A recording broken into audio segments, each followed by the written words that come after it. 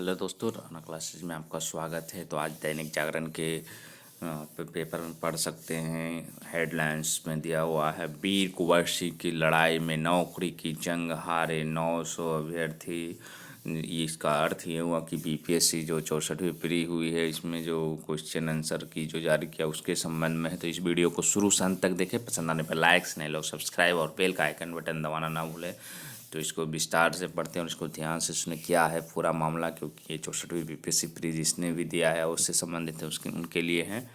तो क्या है, बिहार लोक सेवा आयोग बीपीएससी 64वीं की संयुक्त प्रतियोगिता परीक्षा में आज़ादी के योद्धा वीर कुंवर सिंह की पहली लड़ाई से संबंधित प्रश्न को लेकर अभ्यर्थी व आयोग आमने सामने हैं। सेट डी के प्रश्न संख्या 113 में पूछा गया कि कुंवर सिंह अंग्रेजों के खिलाफ 1857 के विद्रोह में किस जगह शामिल हुए। जवाब में आरा, पटना, बेतिया, वाराणसी तथा उपयुक्त में से कोई नहीं व उपयुक्त में से एक से अधिक का विकल्प दिया गया था।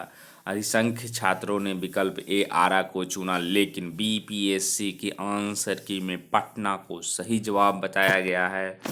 अभ्यर्थियों का कहना है कि बिहार राज्य टेक्स्ट बुक और national council of education research and training NCERT सहित अधिसंख्य पुस्तकों में आरा का उल्लेख है।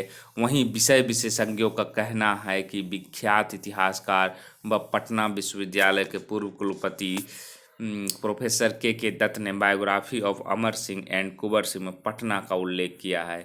एक और सवाल पर पेंच, एक भारतीय के राज्य के रूप में बिहार कब बना, इस प्रश्न के जवाब को लेकर भी अभ्यर्थी आपत्ति जता रहे हैं। बीपीएससी के विशेषज्ञ इसका सही जवाब 1936 ईस्वी बता रहे हैं, जबकि अभ्यर्थियों का कहना है कि सही जवाब 1912 ईस्वी होगा। इस पर विशेषज्ञों का तर्क है कि 1912 में बिहार एंड उड़ीसा प्रोविंस बना। 1935 में स्टेट ऑर्डिनेंस पास होने के बाद राज्य पर आए, जबकि ज़मीन पर आए, जबकि बिहार सरकार की वेबसाइट और टेक्स्ट बुक में बिहार राज्य की स्थापना का वर्ष 1912 ही दर्ज है। इन दो प्रश्नों को लेकर मारामारी इसलिए भी ज़्यादा है क्योंकि सामान्य श्रेणी में इस बार कट ऑफ मार्क्स 97 है, मगर एक अंक के कारण 900 से अधिक अभ्यर्थी मुख्य परीक्षा के लिए क्वालिफाई नहीं कर सके हैं।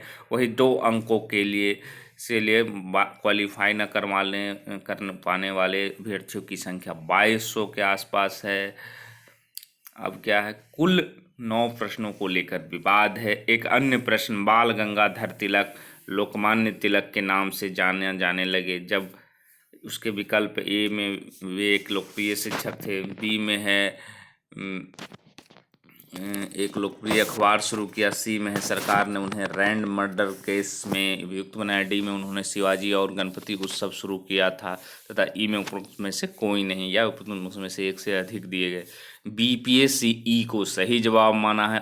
वहीं अभ्यर्थियों का कहना है कि टेक्स्ट बुक्स में सी की चर्चा है। विशेषज्ञों का कहना है कि किसी भी प्रमाणिक पुस्तक में किसी भी एक घटना को उन्होंने लोकमान्य कहने की चर्चा नहीं है, इस कारण ई विकल्प को सही बताया।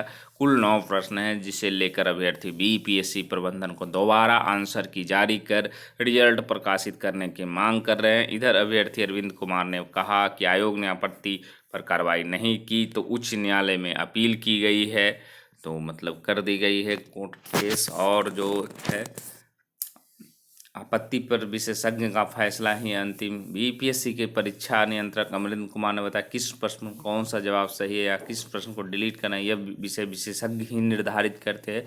अभ्यर्थियों की आपत्ति पर विषय विशेषज्ञों की मुहर के बाद ही फाइनल आंसर की के आधार पर रिजल्ट जारी किया गया है। विषय विशेषज्ञों की टीम में अनुभवी प्रोफेसर शामिल होते हैं। अभ्यर्थी 3 प्रश्न डिलीट कर जारी किया गया है। अभ्यर्थी पीटी के 9 प्रश्नों के जवाब से असंतुष्ट है। इनमें से 3 प्रश्नों को बीपीएससी ने डिलीट कर 147 अंक पर रिजल्ट जारी किया। कुछ अभ्यर्थी डिलीट पर भी सवाल उठा रहे हैं। जब ई में उपयुक्त में से कोई नहीं, उपयुक्त में से एक से अधिक का विकल्प दिया है, तो प्रश्न डिलीट क्यों किए गए। पीटी में उच्चतम 137 अंक अभ्यर्थी ने प्राप्त किया है।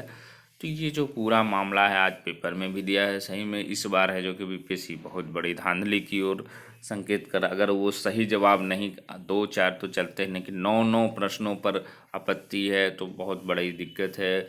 और बीपीएससी जो लोकमान्य वाले क्वेश्चन में कह रहा है कि कहीं भी कोई पुस्तक में इसका स्पष्ट चर्चा नहीं है, इसीलिए मैंने, तो ऐसे क्वेश्चन वो देता क्यों है और विशेषज्ञ ऐसे क्वेश्चन देते क्यों हैं कि जो कोई किसी भी किताब में उसका आंसर ना हो और ई ऑप्शन के लिए उन्होंने जो कि उपयुक्त माना हो।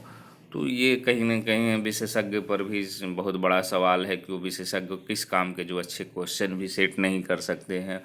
और स्थिति काफ़ी ख़राब, 60वीं से 62वीं और 63वीं में तो कुछ हद तक वहाँ भी गलतियाँ हुई थी लेकिन चलने लगी। लेकिन इस बार बीपीएससी ने जो गलतियाँ की है आंसर की, फाइनल आंसर की जारी करने में, और जिस तरह लोग प्रभावित हो रहे हैं परीक्षार्थी, 901 अंक पर और 2 अंकों पर 2200 अभ्यर्थी पर, और हालांकि इनको फिर से जो कि बीपीएससी को करना चाहिए कि फिर से विशेषज्ञों की एक बार राय लेनी चाहिए और फिर से जांचबीन करने का, कम से कम 3 या 4 प्रश्न अगर क्योंकि होता है तो चेंजिंग हो, उसका असर है जो कि निश्चित रूप से, और एक्स्ट्रा जो कि रिजल्ट देना चाहिए। लेकिन बीपीएससी की अपनी गलती खुद नहीं मानेगी कि मैंने, ये बार बार कह रहा है कि मैं तो विशेषज्ञों को मानता हूँ, मैं विशेषज्ञ की राय लेने के बाद ही, लेकिन अगर इतना विरोध हो रहा है तो बीपीएससी को मान लेनी चाहिए, लेकिन ऐसे मानेंगे नहीं। और कोर्ट में जो कि अपील कर दी गई है और कोर्ट ही है जो कि कह सकता है कि आप है जो कितना, क्योंकि संख्या इस बार काफ़ी है पिटिशनर की होगी, क्योंकि इस बार विरोध काफ़ी ज़्यादा है। और अगर ऐसे अपसेट प्रश्न ही अगर बीपीएससी डालता है तो फिर क्वेश्चन बनाता क्यों है इस तरह की कि इतनी सारे कन्फ्यूजिंग हो कि आप 11 क्वेश्चन के आंसर आप खुद आंसर देने के बाद भी चेंज हो रहे हैं।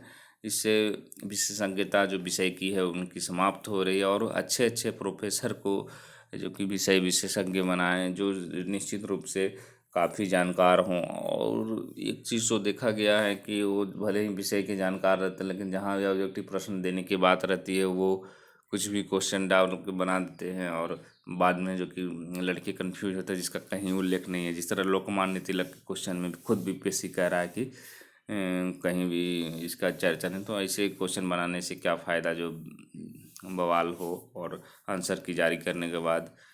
तो सारा जड़ जो है ई ऑप्शन और जो है बिना अस्पष्ट उत्तर के क्वेश्चन क्यों बनाया जाता है, इसको बीपीएससी को ज़रूर सुधार करना चाहिए। और ई ऑप्शन के बारे में भी सुधार करना चाहिए कि ये ई ऑप्शन से अब है जो कि दो दो बीपीएससी से तो बहुत बीपीएससी है जो कि काफ़ी खुश हुआ क्योंकि उन पर कोई आरोप सिद्ध नहीं हुए, लेकिन इस बार है जो कि फंसा है। तो ई ऑप्शन पर अगले 65वीं में रखा जाए कि नहीं रखा जाए, इस पर ज़रूर विचार होना चाहिए। जहाँ तक कुछ चर्चाएं आ रही हैं कि जनरल की उम्र है जो कि 65वीं बीपीएससी में 37 से 40 वर्ष किया जा सकता है, और ऐसी कोई सूचना नहीं है कि सीसेट लागू होगी कि नहीं होगी। सीसेट उम्मीद है लागू नहीं होगी इस बार। तो देखना है कि आगे सिलेबस कब चेंज करके ये बना कर ये जाए पहले, क्योंकि जब भी जुलाई से पहले है जो कि इनको जारी करना है पूरा सिलेबस को, अगर कुछ भी चेंज करना है तो इसी खबर के साथ धन्यवाद।